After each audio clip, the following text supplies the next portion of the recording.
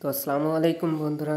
Thumbnail দেখে সবাই বুঝতে পারছো যে আসলে ভিডিওটা কি হতে যাচ্ছে। রাত 12টার পরে আপডেটের যে বুয়া পাসটা আসবে সেটা আমি এখনই দেখিয়ে দিলাম।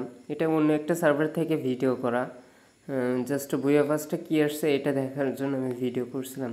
বাট ওপিওলা একটা বুয়া পাস নিয়ে আসছে গেরিনা, এটার জন্য গেরিনাকে ধন্যবাদ।